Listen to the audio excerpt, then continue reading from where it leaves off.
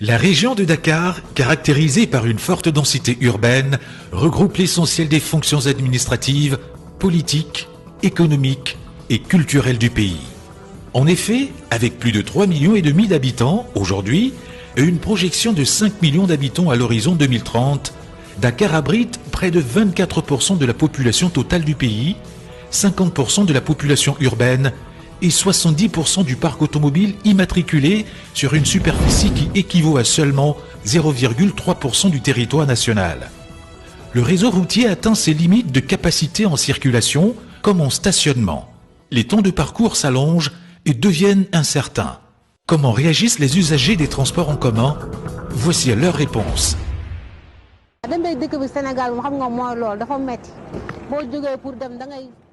Les difficultés que je rencontre dans le transport en commun lors de mes déplacements me donnent envie de renoncer. La circulation est très difficile, car les routes sont étroites et les véhicules de transport en très mauvais état. Le transport est pénible. Pour nous qui quittons Guédiawaye pour aller à Dakar, on rencontre d'énormes difficultés. D'après ces donc heure de pointe yi nga gis congestion yi embouteillage yi jafe-jafe yi loolu ñu yokk ci nag encombrement parce que xam nga bu ñuy defar yoon dañuy defar chaussée def ay accotement maanaam ay trottoir fu nit ñi di jaar malheureusement Sénégal booy xool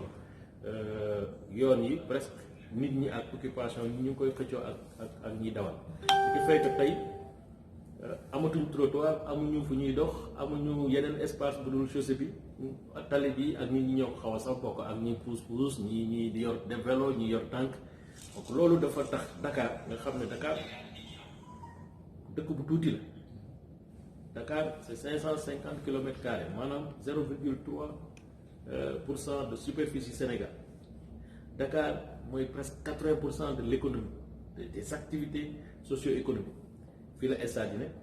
da ci bëri à presque 80%. fii la hôpitaux yi nekk à presque 80%, fii la marché yi nekk fii la gare routière yu mag yi nekk fii la oto yi gën a bëri aussi 70% du parc automobile est à Dakar sans compter donc wax naa ko léegi plus de 80% de l'activité socio-économique donc entreprise yu mag yi fii la ñu nekk bureau yu mag yi fii lañ nekk ministère yi fii lañ nekk loolu yëpp bi ko président xayma moo tax mu nekk dinañ def loo xam ne il faut ñu indi ci ay solutions saafara bu njëkk bi mooy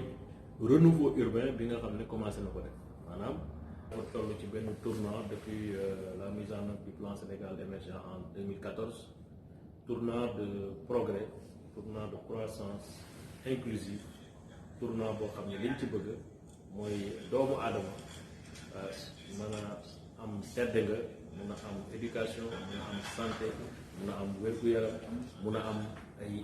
ay infrastructure socio-économique yoo xam ne dañuy jàppandal loolu mooy PSE donc PSE li mu bëgg mooy progrès croissance économique avec impact sur le capital humain sur le développement du capital humain loolu li ciy jiitu pour ñu mën ko am ci sunu dëkk yi mooy il faut ñu am ay programmes yu ambitieux d'investissement public sur des infrastructures sociales sur des infrastructures routières sur les infrastructures de santé sur les infrastructures énergétiques te loolu moom moo andi li nga xam ne mooy gis ngeen ko te nga wax ko léegi investissement yu massif yi nga xam ne président mu ngi koy def ci yoon yi ci autoroute yi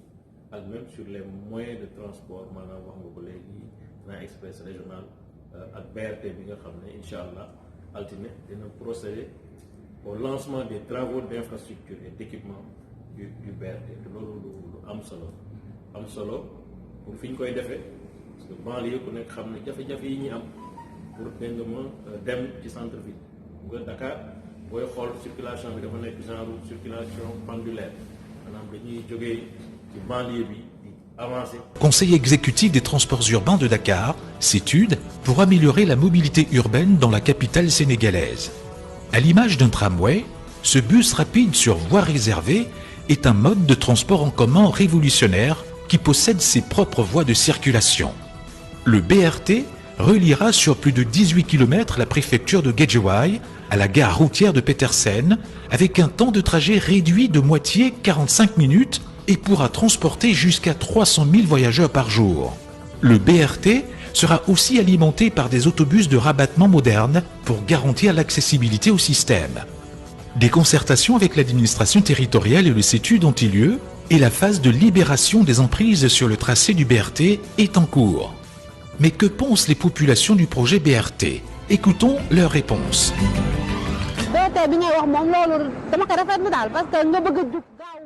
Le BRT est un excellent projet. Nous prions que cela se réalise rapidement.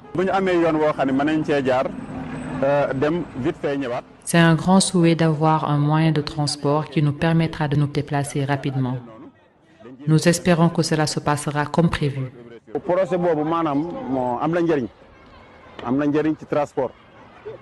Le BRT sera très utile, mais il faudra penser à nous qui sommes sur le tracé car nous formons beaucoup de jeunes dans nos ateliers.